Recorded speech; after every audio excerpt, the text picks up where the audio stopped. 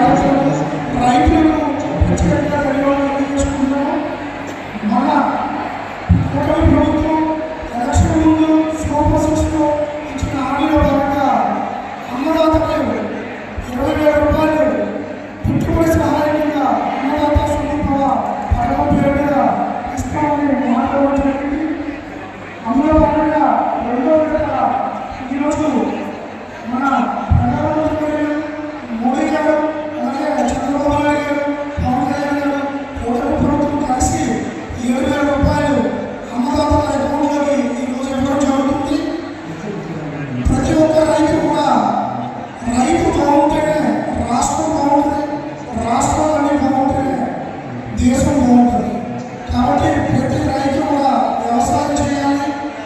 మనకందరికీ కూడా అన్నదాతలు బాగుండాలని చెప్పి మనస్ఫూర్తిగా కోరుకుంటూ ఈ అవకాశం కల్పించిన స్పీకర్ గారికి ప్రత్యేక ధన్యవాదాలు తెలియజేసుకుంటున్నాను.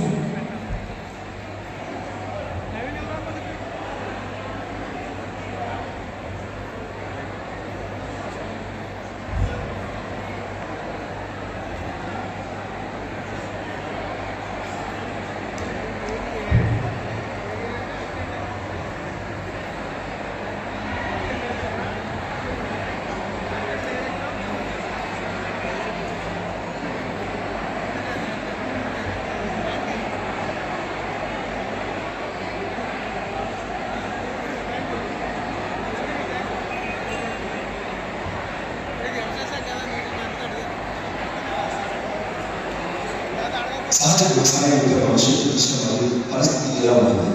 ప్రధానమంత్రి గారు దీర్ఘ కాలం తర్వాత జరిగే ఈ ప్రదర్శన చాలా